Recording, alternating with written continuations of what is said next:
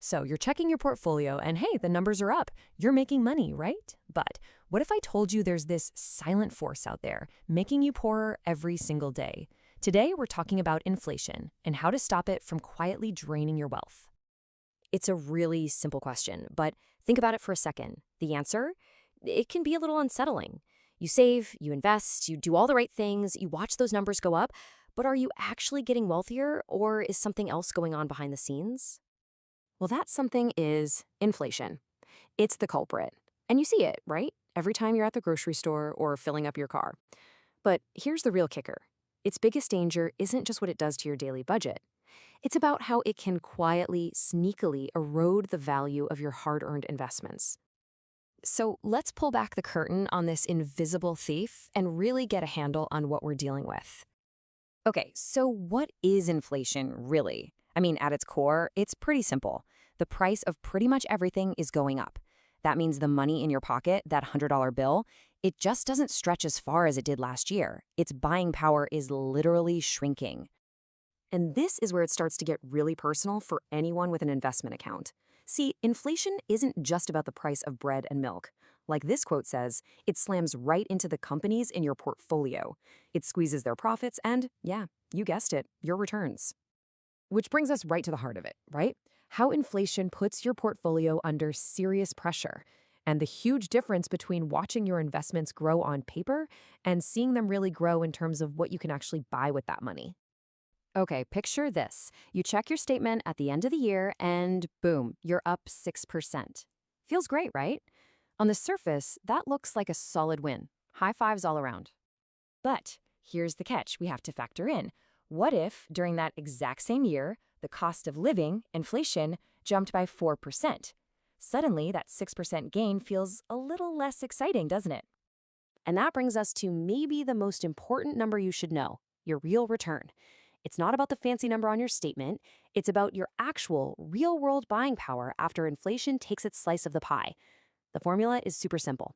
Your return minus the inflation rate, that's your real return. That's what you've actually gained. So what's the bottom line here? That impressive 6% gain? After inflation, it was really just a 2% gain. Your wealth grew, sure, but that invisible thief quietly snatched 2/3 of your profit. That's how it works. Okay, so enough doom and gloom about the problem. Let's talk solutions.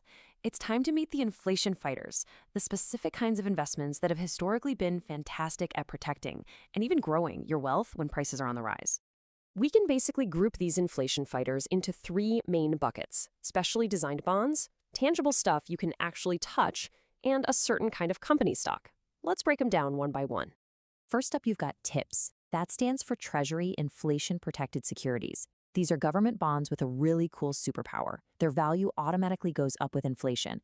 They're literally tied to something called the Consumer Price Index, or CPI, which is just the official way we measure how much the cost of everyday stuff is changing. So it's like having a built-in shield for your money.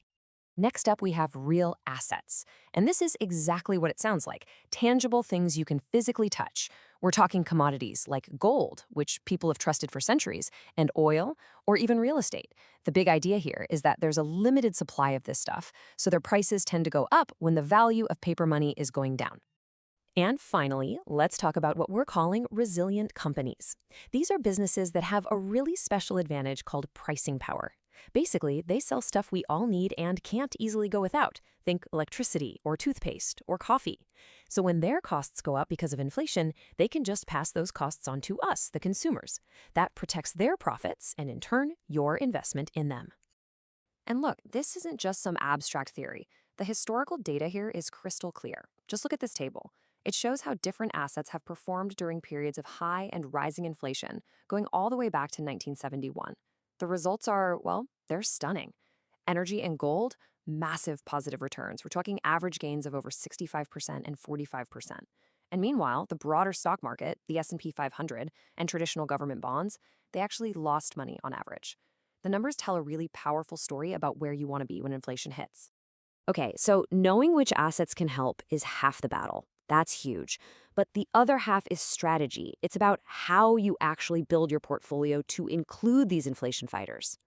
So, how do you actually do this? Well, there are really two main schools of thought here. On one side, you've got the buy and hold strategy. The idea is you always keep a piece of your portfolio in these inflation-fighting assets. The upside?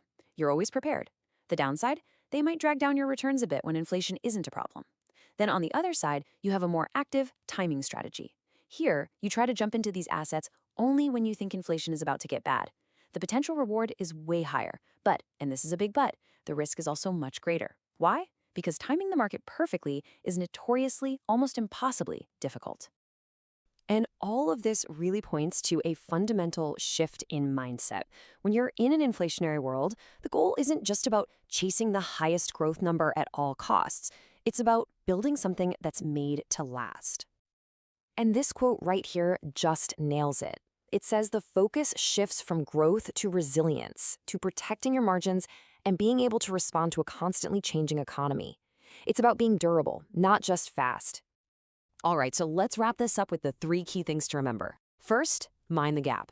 Always, always look at your real return after inflation, not just the number on the page. Second, seek shelter. It's smart to diversify into some of those assets that have a proven history of doing well when inflation is high. And third, think resilience. You want to shift your focus from just pure raw growth to building a durable portfolio that can take a punch from the economy and keep on standing. So we'll leave you with this final thought. Take a minute and look at your own investments through this lens. In a world where prices seem to always be climbing, is your portfolio really built for resilience? Is it built not just to grow, but to endure?